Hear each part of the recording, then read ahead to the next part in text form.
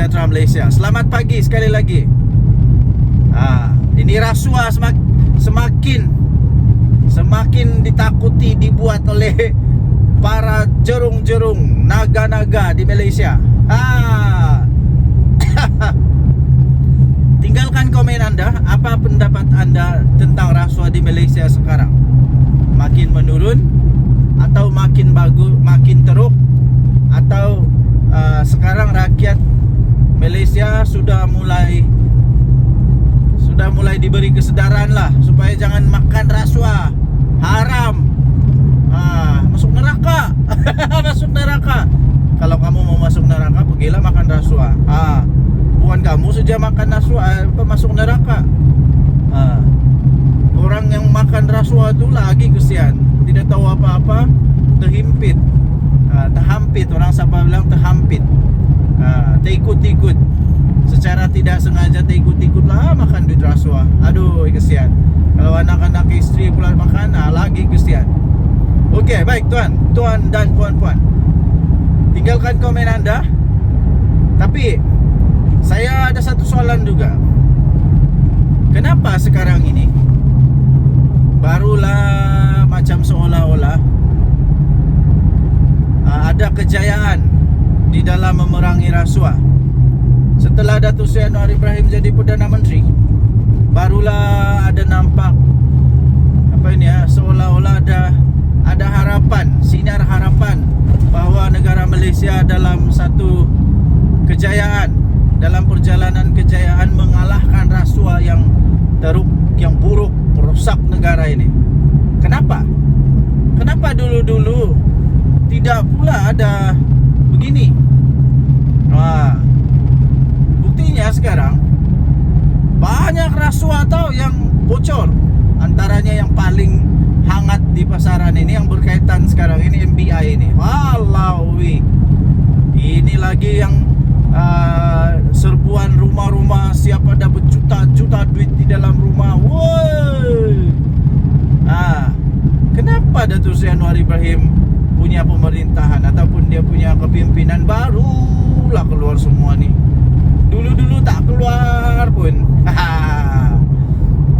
Jadi siapakah orang yang di sebalik dalang itu? Kita tunggu. Sebab Azam Baki, Pesuruhjaya SPRM kata, siapa saja boleh menjadi dalang dia. Tapi yang pasti dengar-dengar kata, dengar-dengar ada ahli politik yang mungkin terlibat. Ada ahli politik yang mungkin terlibat. Siapa dia? Kita tunggulah. Sebagai buktinya pula, baru kemarin saya sendiri dengar rakyat Malaysia berkata sendiri di pejabat, ketika hendak berurusan di pejabat di kaunter depan tu. Aku dengar sendiri dengan telinga mata sendiri dengar. Orang ni kata, "Weh, kau hati-hati bila bagi dokumen semua. Pastikan ianya adalah sahih. Pastikan ianya adalah sahih, adalah benar, lengkap dan betul-betul genuine. Semua klaim-klaim tu genuine. Nanti SPRM datang dia kata, itulah bukti dia. Itulah bukti dia bahawa memang sudah ada kesedaran. Sudah ada kesedaran. Kenapa dulu saya tidak pernah dengar begini ya? Kalau dulu, masalah, banyak masalah. Sekarang semua masalah dapat ditangani dengan baik. Siapa Perdana Menteri sekarang? Cubalah type sikit komen kamu. Siapa Perdana Menteri sekarang? Sila nyatakan jawapan anda. Tahniahlah diucapkan kepada Datuk Seri Anwar Ibrahim, Perdana Menteri Malaysia. Ini dia. Jadi ini bukti dia lah. Tidak ada harapan lagi untuk Muhyiddin Yassin. Tidak ada harapan lagi untuk Perikatan Nasional. Langsung tidak ada harapan lagi untuk merampas kuasa daripada apa daripada PHBN nih. Daripada Kerajaan Madani. Okay, so kita jumpa lagi. Bye-bye. Salam sejahtera Malaysia. Selamat pagi tuan-tuan dan puan-puan yang dihormati sekalian. Gembira hati dapat balik kampung, tengok anak, tengok isteri, paling seronok. Okey, jadi kemarin juga kita telah mendengar pembentangan belanjawan 2025 daripada Perdana Menteri Datuk Seri Anwar Ibrahim. Ramai yang tidak menjangka bahawa belanjawan kali ini adalah antara belanjawan terbaik dalam sejarah negara Malaysia. Jadi tertutuplah mulut-mulut para peragu, yang ragu-ragu, selalu kata kerajaan ini kerajaan yang kejam. Mana yang kejamnya? Mana kejamnya? Kali ini betul-betul geng-geng walaun tertutup mulut. Mana yang kejamnya? Aku hairan bila kata kerajaan kali ini kerajaan yang kejam. Kerajaan yang kejam, macam-macam lah dikata. Tapi semua itu sebenarnya hanya bersifat mainan politik. Bila pemimpin dia diheret ke mahkamah sebab ada dakwaan salah guna kuasa, ada dakwaan penyelewengan. Bila pemimpin dia kena heret ke mahkamah kerana menghina institusi diraja yang memang berfakta, siapa ada bukti video katalah kerajaan ni kejam lah, tak berperiksa, macam-macam lah. Dengan belanjawan kemarin ya, yang telah disampaikan oleh Yang Amat Berhormat Perdana Menteri Malaysia, maka dengan ini tertutuplah harapan untuk walaun dan geng-geng walaun untuk mau menumbangkan Datuk Seri Anwar Ibrahim. Tertutup sudah harapan. Langsung tiada harapan lagi. Apa tidak? Semua belanjawan itu memang mendatangkan manfaat yang besar sangat kepada rakyat. Saya fikir ada banyak yang telah dibentangkan oleh Datuk Seri Anwar Ibrahim Perdana Menteri Malaysia yang belum pernah dilakukan oleh mana-mana Perdana Menteri. Banyak sangat. Jadi para walaun sekalian,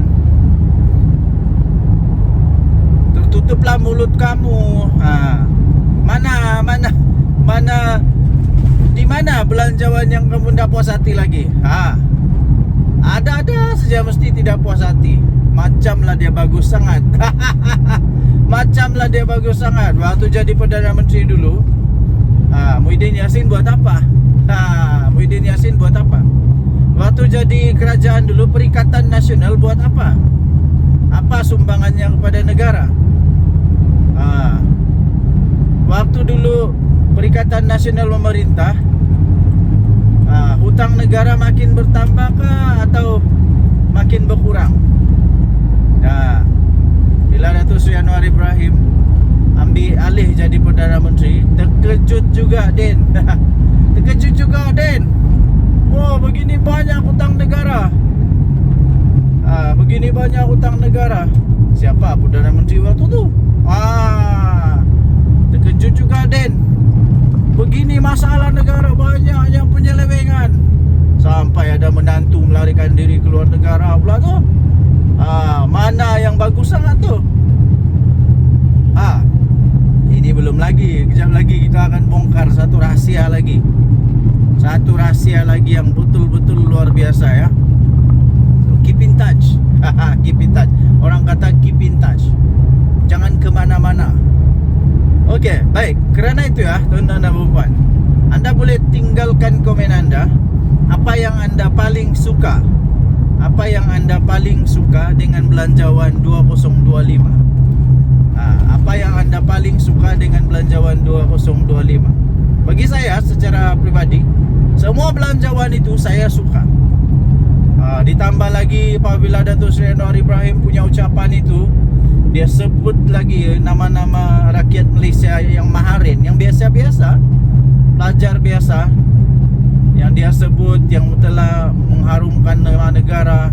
Itu menunjukkan rasa apa? Rasa menghargai dia kepada rakyat maharin.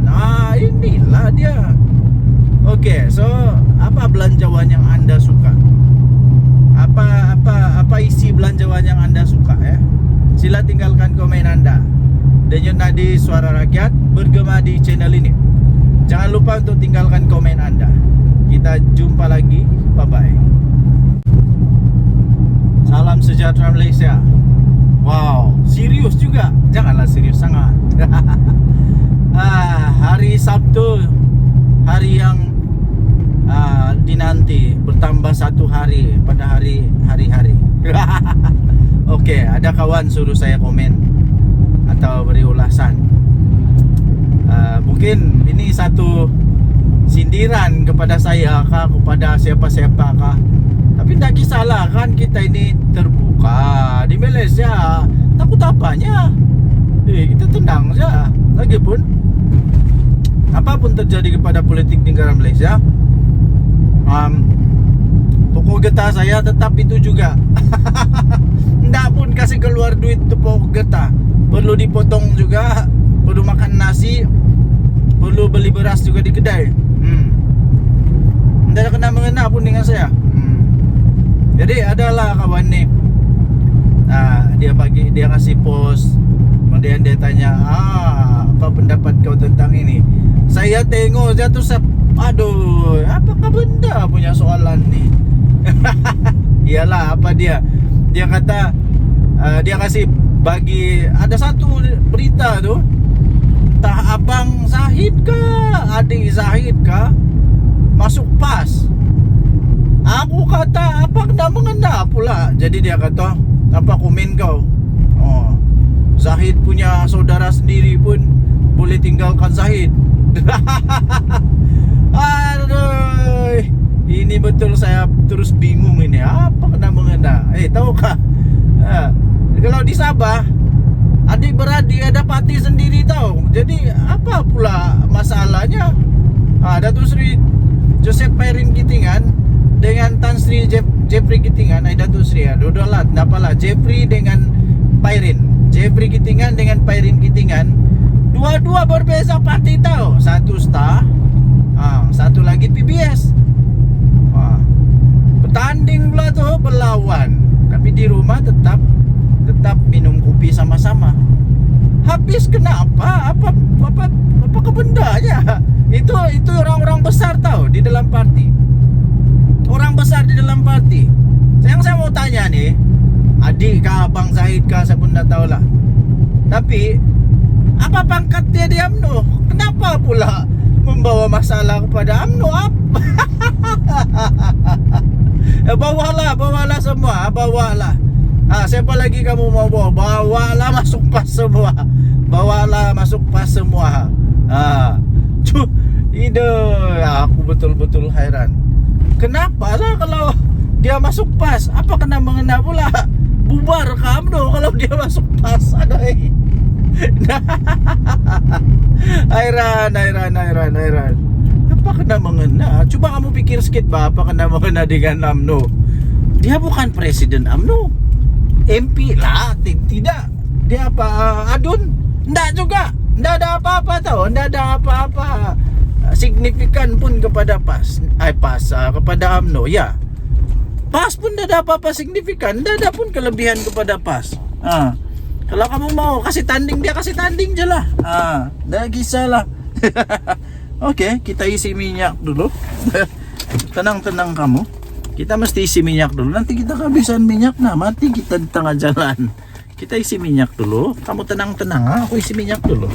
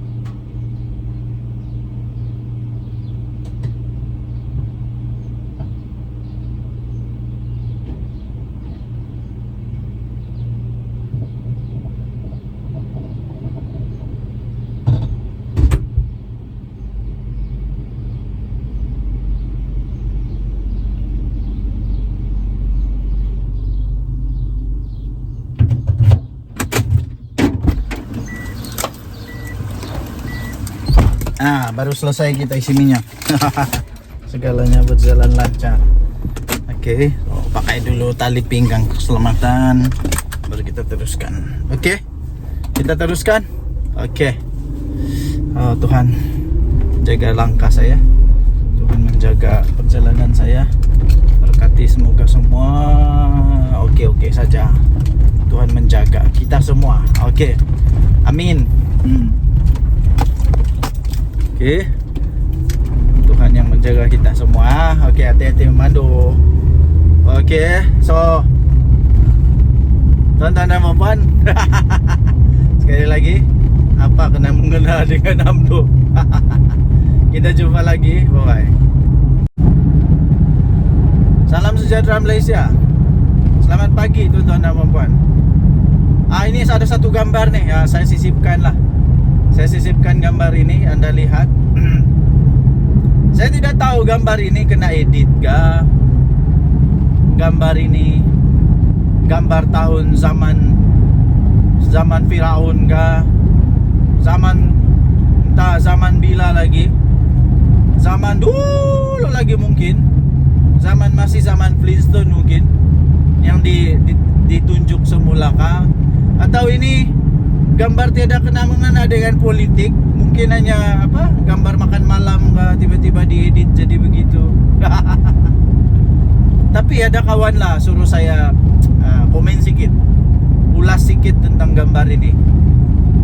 Apa pendapat saya tentang gambar ini? Setuju kah tidak? Dan apa di hati saya tentang gambar ini? Pertama sekali, itulah saya kata tadi, saya tidak pasti gambar ini gambar apa, tentang apa, diedit ke tidak. Tapi saya anggap sejak gambar ini gambar yang genuine. Katakanlah pas mau bergabung dengan JRS, saya tidak setuju. Kenapa saya tidak setuju? Banyak alasannya. Kenapa? Saya pikir PAS tidak akan membawa sebarang impak, sebarang signifikan, sebarang kekuatan tambahan kepada JRS. Tidak akan membawa sebarang impak atau kekuatan kepada JRS. Yang saya nampak, ini akan menyebabkan JRS lebih dalam bahaya. Lebih dalam bahaya. Ingat, di Sabah sentimen politik dia tidak sama dengan sentimen politik di Semenanjung. Tidak sama. Di Sabah, sentimen politik di Sabah lebih bebas. Pikirannya lebih bebas. Lebih bebas maksudnya kita ini di Sabah, kita tidak politik berdasarkan kaum lagi, tidak. Berdasarkan agama, tidak. Politik di Sabah berdasarkan kepada lebih terbuka sekarang ini, ya, lebih terbuka. Jadi tuan-tuan dan puan, saya pikir kalau PAS bergabung dengan JRS, bukan akan menguatkan JRS, malah kemungkinan besar akan melemahkan JRS. Kenapa JRS mau gabung dengan PAS? Sedangkan parti-parti Semenanjung sendiri menolak PAS. Lagi satu, itulah. Lagi satu, di Sabah, dia punya sentimen politik di Sabah semakin lebih kepada kesadaran kepada kekitaan. Maksud kekitaan itu ialah orang-orang Sabah sekarang, dia mau kalau yang dapat memerintah di negeri Sabah ini parti dari Sabah sendiri.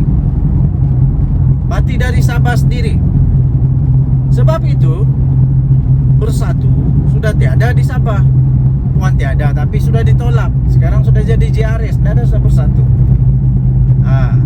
Jadi kalau parti dari Semenanjung sendiri menolak parti dari Semenanjung, kenapa GRS mau bergabung dengan parti dari Semenanjung?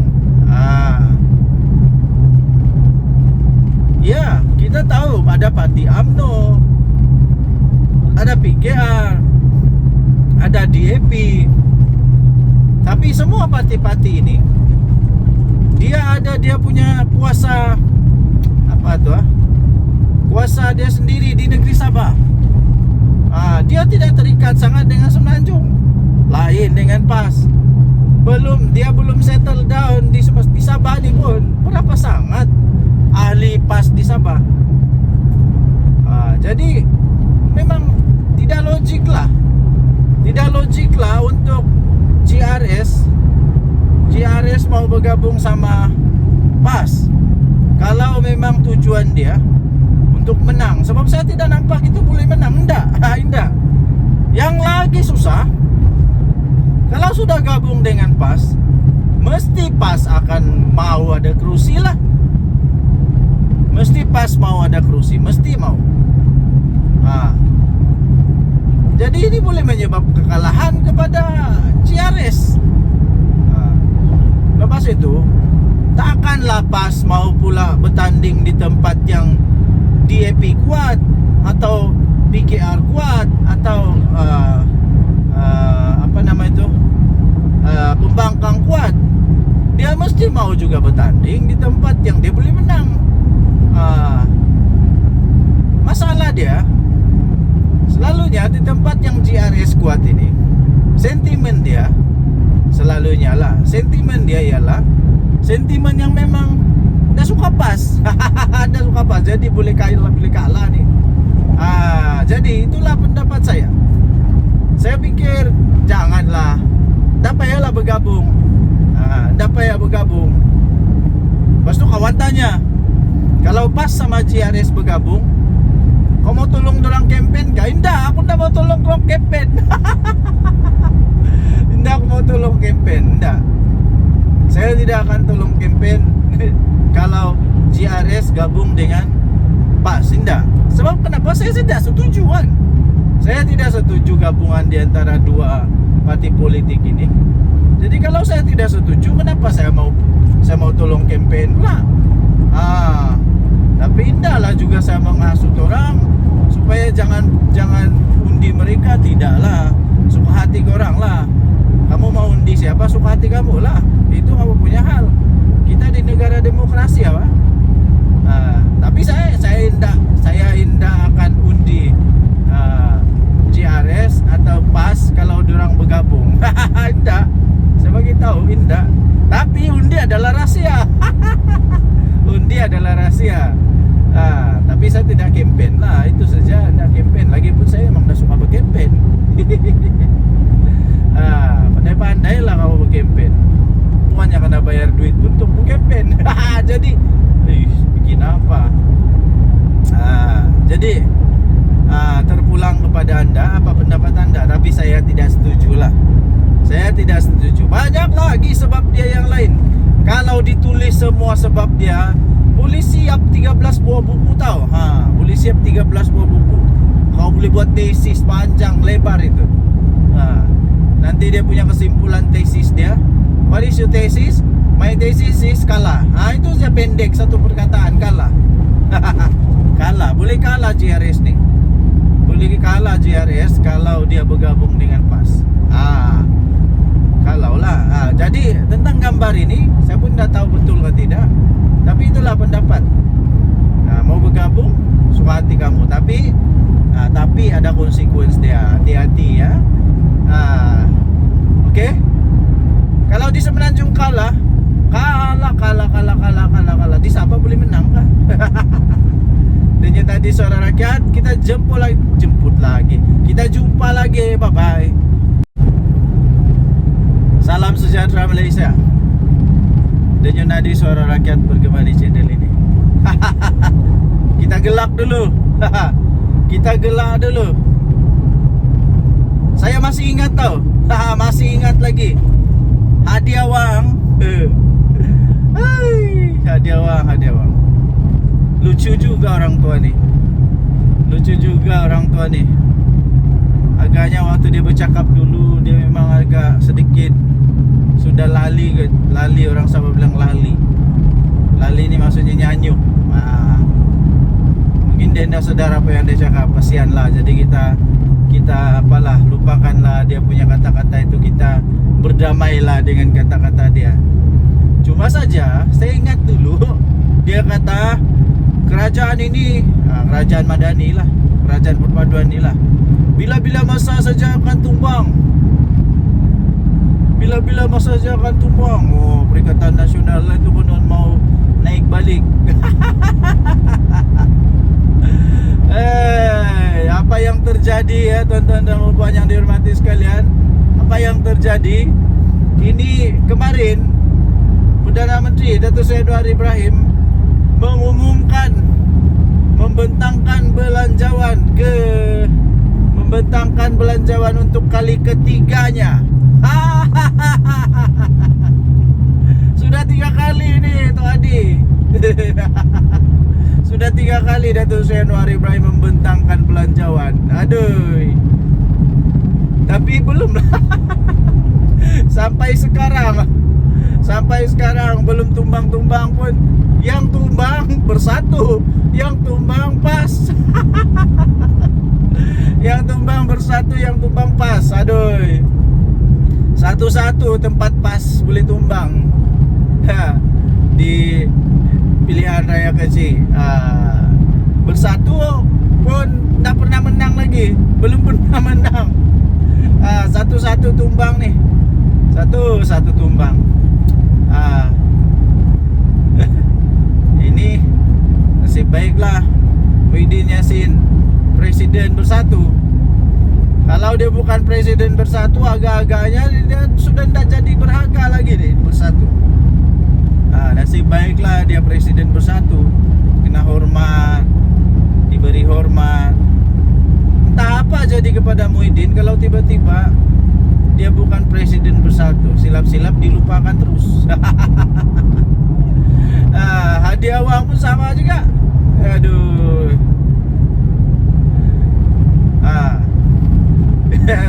Di mana sudah yang mau kasih tumbang tuh.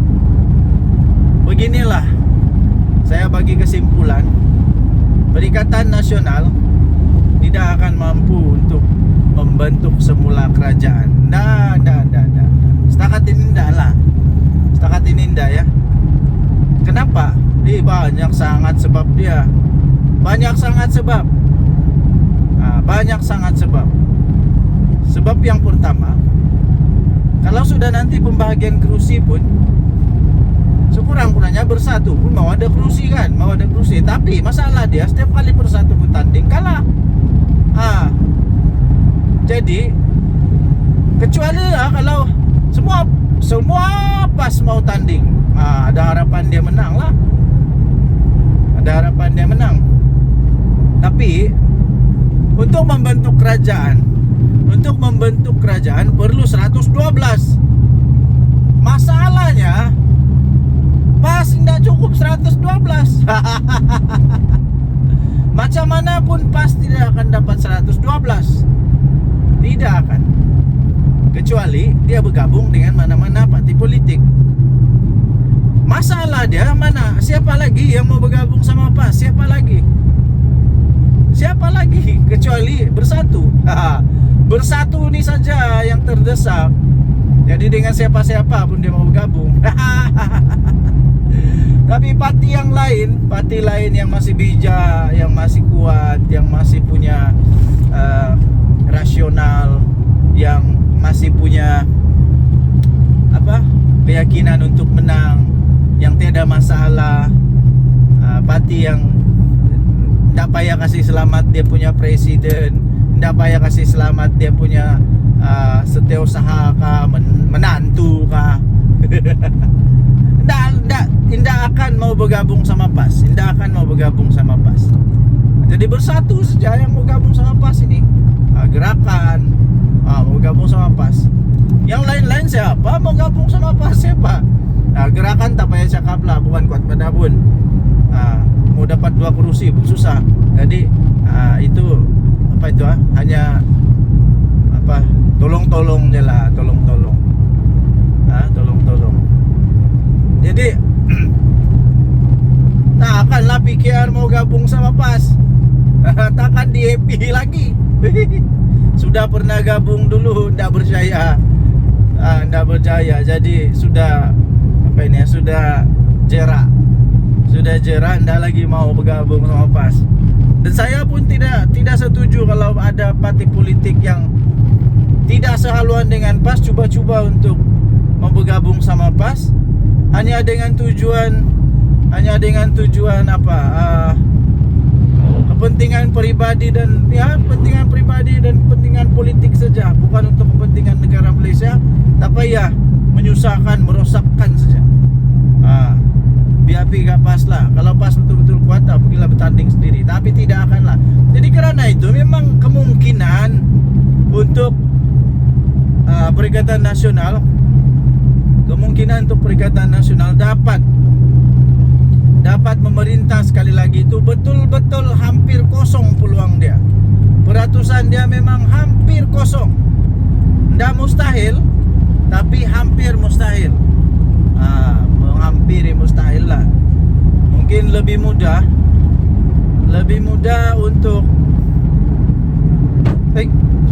untuk orang lain jadi Perdana Menteri daripada Perikatan Nasional yang jadi Perdana Menteri. Jadi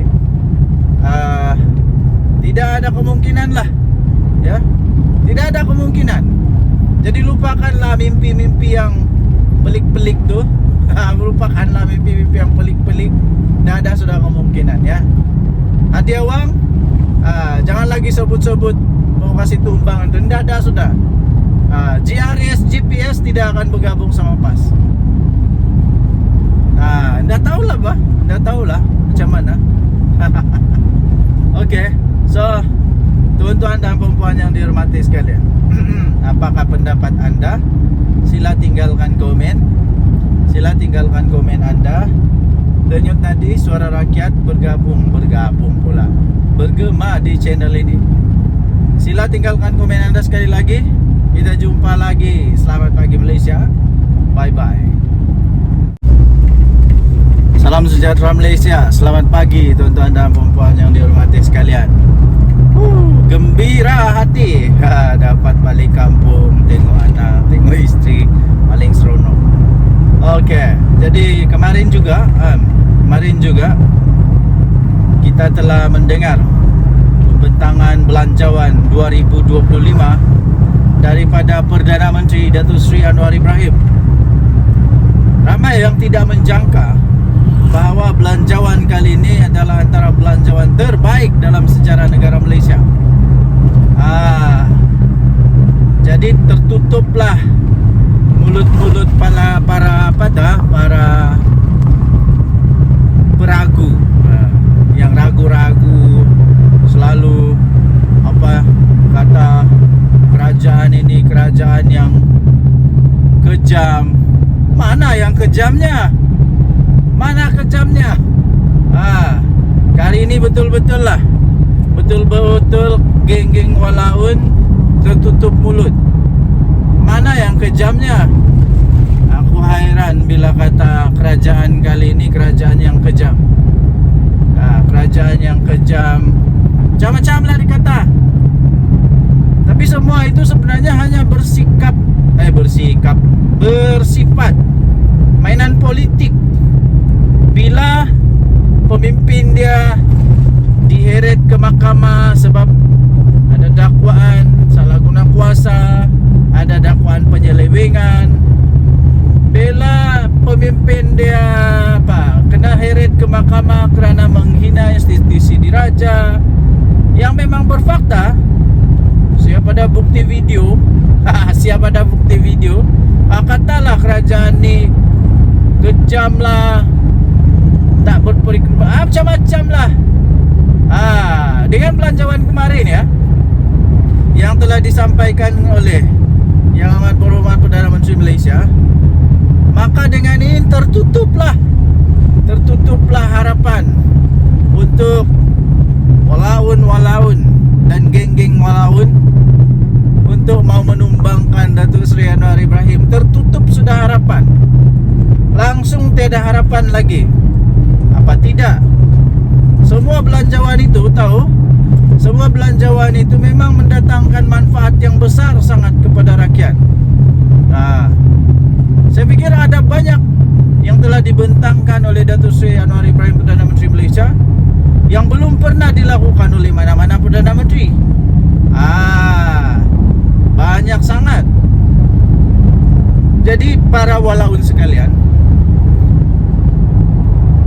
tertutuplah mulut kamu. Di mana belanjawan yang kamu tidak puas hati lagi? Ada saja mesti tidak puas hati. Macamlah dia bagus sangat. Macamlah dia bagus sangat. Waktu jadi Perdana Menteri dulu, Muhyiddin Yassin buat apa? Muhyiddin Yassin buat apa? Waktu jadi kerajaan dulu, Perikatan Nasional buat apa? Apa sumbangannya kepada negara? Waktu dulu Perikatan Nasional memerintah, hutang negara makin bertambah kah atau makin berkurang? Bila Datuk Seri Anwar Ibrahim ambil alih jadi Perdana Menteri, terkejut juga Den. Terkejut juga Den. Oh, begini banyak hutang negara. Begini banyak hutang negara. Siapa Perdana Menteri waktu tu? Terkejut juga Den.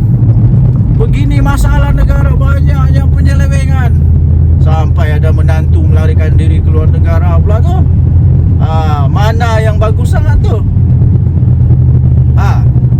Ini belum lagi. Kejap lagi kita akan bongkar satu rahsia lagi. Satu rahsia lagi yang betul-betul luar biasa ya. Keep in touch. Keep in touch. Orang kata keep in touch. Jangan kemana-mana. Okey, baik. Kerana itu ya, tuan-tuan dan puan, anda boleh tinggalkan komen anda. Apa yang anda paling suka? Apa yang anda paling suka dengan belanjawan 2025? Apa yang anda paling suka dengan belanjawan 2025? Bagi saya secara pribadi, semua belanjawan itu saya suka. Ditambah lagi apabila Datuk Seri Anwar Ibrahim punya ucapan itu, dia sebut lagi nama-nama rakyat Malaysia yang maharin, yang biasa-biasa, pelajar biasa, yang dia sebut, yang telah mengharumkan nama negara. Itu menunjukkan rasa rasa menghargai dia kepada rakyat maharin. Inilah dia. Okey, so apa belanjawan yang anda suka? Apa isi belanjawan yang anda suka ya? Sila tinggalkan komen anda.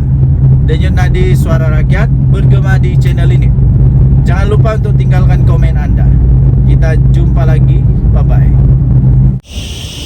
Okey, salam sejahtera Malaysia. Denyut nadi suara rakyat bergema di channel ini. Okey, pagi ini saya jalan di hutan. Kamu boleh dengar bunyi cengkerik yang bising tu. Memang tempatnya hutan. So saya sengaja pagi ini mengambil ketenangan sedikit. Sambil kita buat satu ulasan tentang apa yang dikatakan oleh seorang ni lah. Dia kata pada zaman PM Anwar ni, dosa kalau jadi kaya. Apa benda yang kau cakap ni pakcik? Pertama sekali saya mau tanya, kau tu maha kaya kah?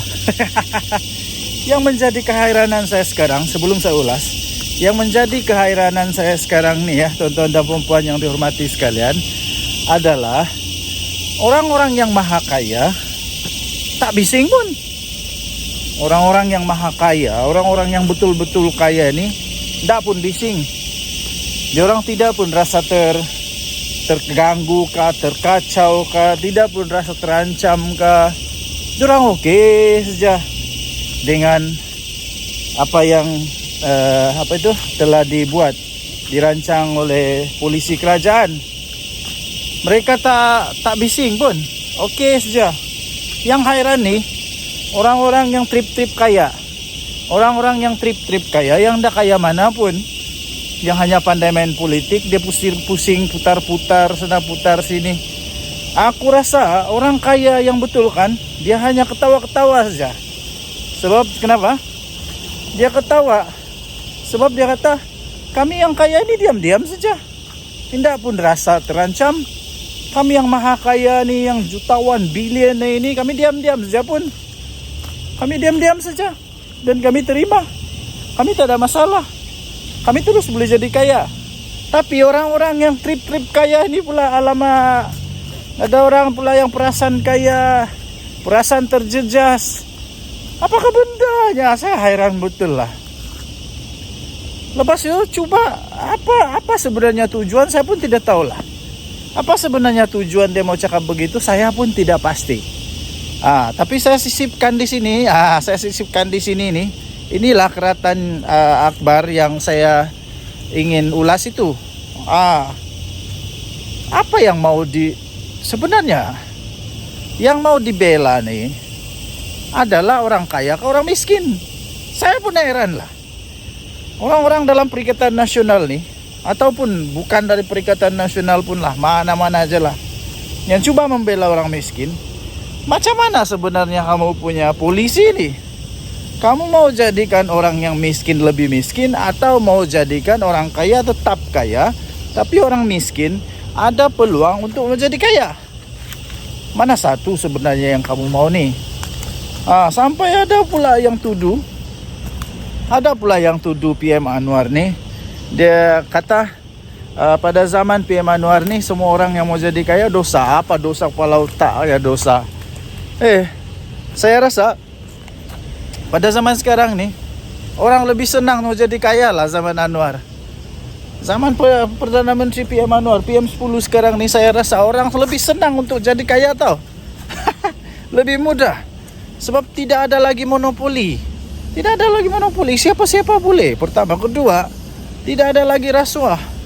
Kalau kau rajin, sungguh-sungguh, kerjanya bagus, itu lebih mudah untuk peluang jadi kaya. Tidak macam dulu-dulu. Kroni saja. Sampai menantu lari ke luar negara. Kenapa? Dulu-dulu semua kroni-kroni saja yang boleh kaya tuh. Ya, kroni-kroni saja yang boleh kaya. Siapa yang ada kroni, yang banyak buat rasuah, boleh jadi kaya cepat. Nah, sekarang tidak ya. Siapa yang berusaha, dia boleh jadi kaya. Jadi tuan-tuan dan puan yang dihormati sekalian, saya tidak setuju langsung apa yang disebut oleh manusia nih. Sebab pada pendapat saya, sekarang ini orang lebih senang untuk menjadi kaya pada zaman PM Anwar. Dan tidak pernah pun Datuk Seri Anwar Ibrahim menghalang orang jadi kaya. Tidak pernah. Cuma saja PM Anwar mau ada keadilan sosial, mau ada betul-betul yang nama dia adil, yang betul-betul sumber itu digunakan sebaik mungkin. Itu dia. Bukannya diberikan kepada orang yang tidak patut.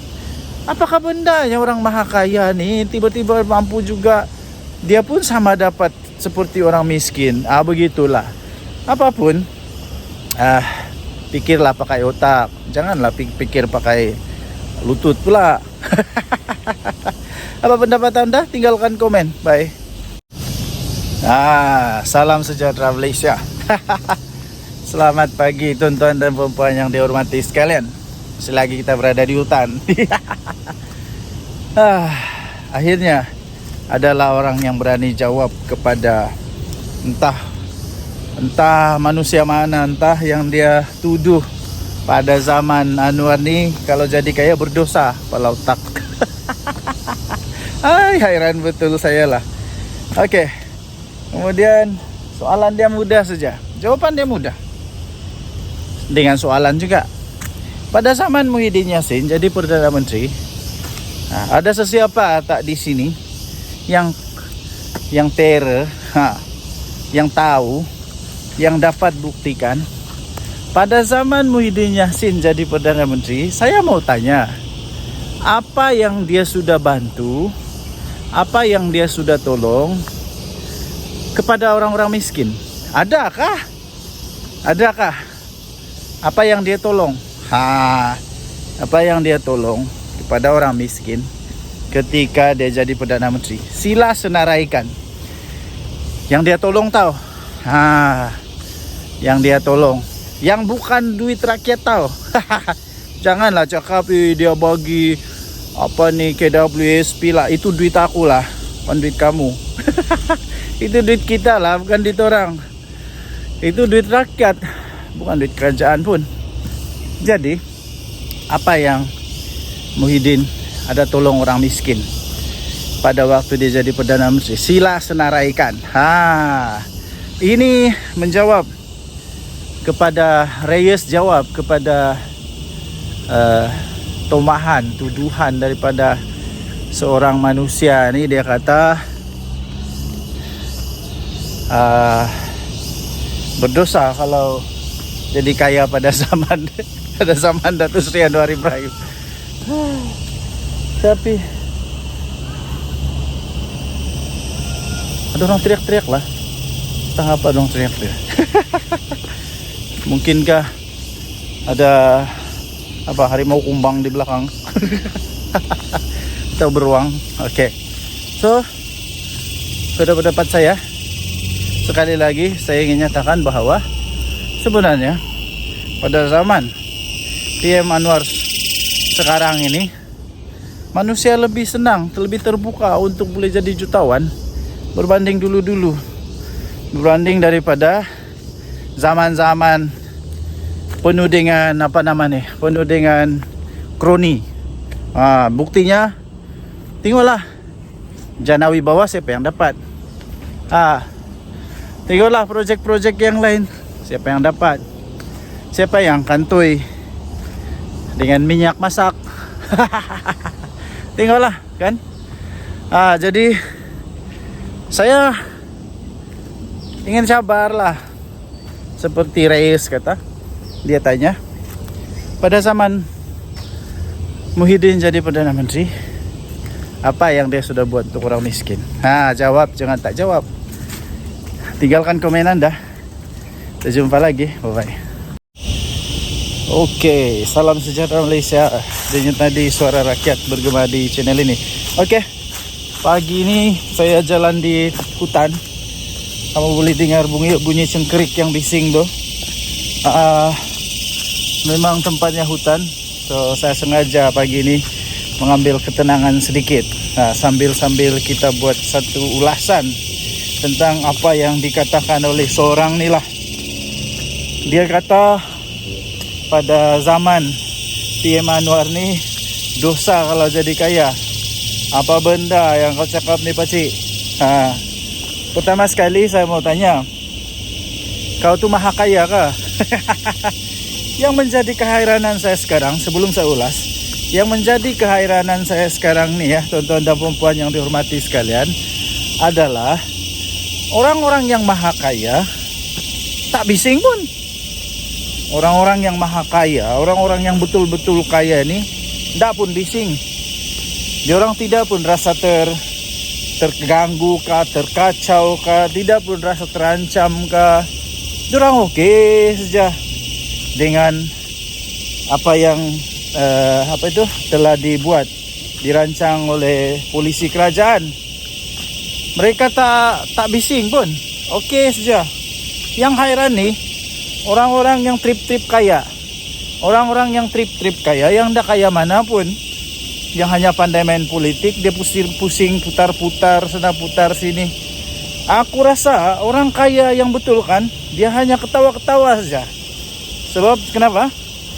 Dia ketawa sebab dia kata, kami yang kaya ini diam-diam saja, tidak pun rasa terancam. Kami yang maha kaya ni, yang jutawan bilion ini, kami diam-diam saja pun. Kami diam-diam saja dan kami terima. Kami tak ada masalah. Kami terus boleh jadi kaya. Tapi orang-orang yang trip-trip kaya ini pula, alamak, ada orang pula yang perasaan kaya, perasaan terjejas. Apakah bendanya? Saya hairan betul lah. Lepas itu cuba apa sebenarnya tujuan, saya pun tidak tahu lah. Apa sebenarnya tujuan dia mau cakap begitu, saya pun tidak pasti. Tapi saya sisipkan di sini. Nih. Inilah keratan akbar yang saya ingin ulas itu.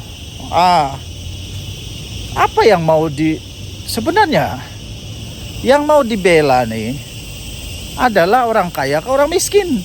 Saya pun heran lah. Orang-orang dalam Perikatan Nasional nih, ataupun bukan dari Perikatan Nasional pun lah, mana-mana aja lah, yang coba membela orang miskin. Macam mana sebenarnya kamu punya polisi nih? Kamu mau jadikan orang yang miskin lebih miskin, atau mau jadikan orang kaya tetap kaya, tapi orang miskin ada peluang untuk menjadi kaya? Mana satu sebenarnya yang kamu mau nih? Sampai ada pula yang tuduh PM Anwar nih. Dia kata pada zaman PM Anwar nih, semua orang yang mau jadi kaya dosa. Apa dosa kepala otak ya dosa? Saya rasa pada zaman sekarang nih, orang lebih senang mau jadi kaya lah zaman Anwar. Zaman Perdana Menteri PM Anwar, PM10 sekarang nih, saya rasa orang lebih senang untuk jadi kaya tau. Lebih mudah. Sebab tidak ada lagi monopoli. Siapa-siapa boleh. Pertama. Kedua, tidak ada lagi rasuah. Kalau kau rajin, sungguh-sungguh, kerjanya bagus, itu lebih mudah untuk peluang jadi kaya. Tidak macam dulu-dulu. Kroni saja. Sampai menantu lari ke luar negara. Kenapa? Dulu-dulu semua kroni-kroni saja yang boleh kaya tau. Ya, kroni-kroni saja yang boleh kaya. Siapa yang ada kroni, yang banyak buat rasuah, boleh jadi kaya cepat. Nah, sekarang tidak ya. Siapa yang berusaha, dia boleh jadi kaya. Jadi tuan-tuan dan puan yang dihormati sekalian, saya tidak setuju langsung apa yang disebut oleh manusia nih.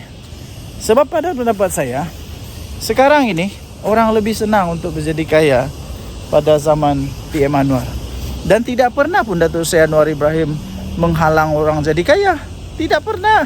Cuma saja PM Anwar mau ada keadilan sosial. Mau ada betul-betul yang nama dia adil. Yang betul-betul sumber itu digunakan sebaik mungkin. Itu dia. Bukannya diberikan kepada orang yang tidak patut. Apakah bendanya orang maha kaya nih tiba-tiba mampu juga, dia pun sama dapat seperti orang miskin? Begitulah. Apapun, pikirlah pakai otak. Janganlah pikir pakai lutut pula. Apa pendapat anda? Tinggalkan komen. Bye.